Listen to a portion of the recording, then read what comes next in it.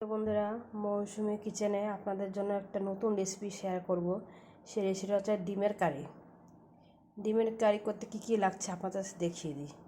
ডিম সেদ্ধ করা আছে 4টি, আলু সেদ্ধ করা আছে, আদা, রসুন, লঙ্কা আর জিরে, এর মধ্যেই আছে পেঁয়াজ কুচি, 5 ফোড়ন আর তেজপাতা, হলুদ, লবণ, সাদা তেল আর জল।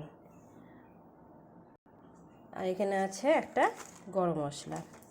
এই উপকরণ দিয়ে ডিমের ঝোল রেসিপি হবে আমার। অবশ্যই আপনারা দেখতে থাকুন রেসিপিটা।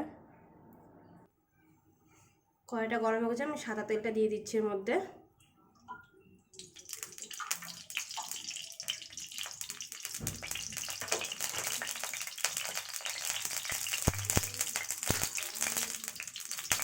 তেলটাও গরম হয়ে গেছে, আমি ডিমগুলো দিয়ে দেবো।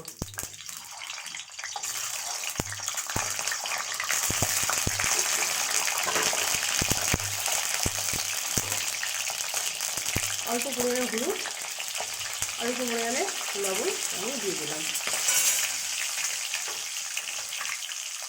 এটা লাল করে ভেজে নিতে হবে। দেখুন ডিমটা ভাজা হয়ে গেছে, আমি এবার তুলে নিচ্ছি।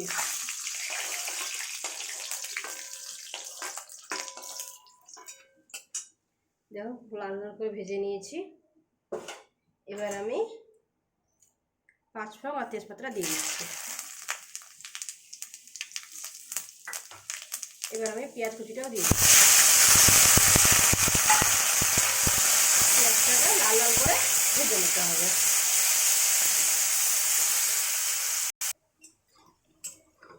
দেখুন পেঁয়াজটা ভাজা হয়ে গেছে। এবার আমি মশলাটা দিয়ে দেবো। মিক্সচারে বেটে রেখেছি মশলা, এটা দিয়ে দেবো আমি।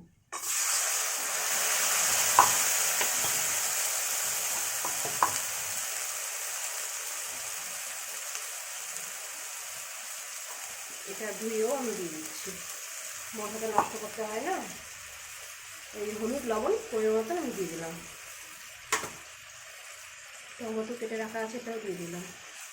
দিয়ে এবার এটাকে ভালো করে কষে নিতে হবে। এটা প্রায় 5 মিনিটের মতন কষাবো। দেখুন এখনও কষছি, এর মধ্যে আমি এই আলুটা দিয়ে দিচ্ছি। আলুর সাথেও কষা হয়ে যাবে, তাহলে লবণ হলুদ সবই ঢুকবে।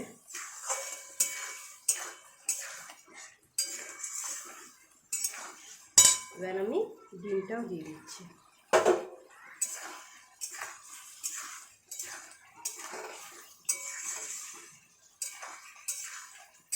কষানো হোক, তারপর জল দেবো। দেখো আমার কষানোটা হয়ে গেছে। এবার আমি পরিমাণ মতন জলটা দিয়ে দেবো। যে যেমন ঝোল হবে সে তেমন দেবে।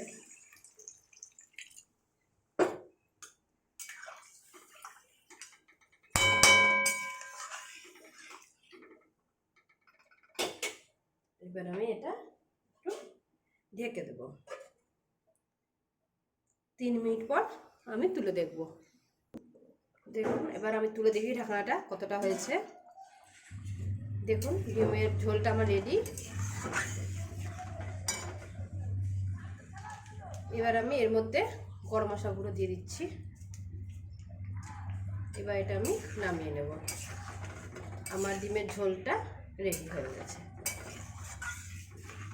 আলু সেদ্ধ করে করলে খুব টেস্টি হয় ডিমের ঝোল। আলু সেদ্ধ করে ডিমের ঝোল করলে খুব টেস্টি হয় খেতে।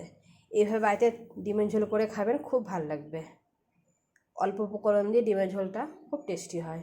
অবশ্যই যদি ভালো লেগে থাকে আপনাদের, অবশ্যই লাইক কমেন্ট শেয়ার করবেন। ধন্যবাদ।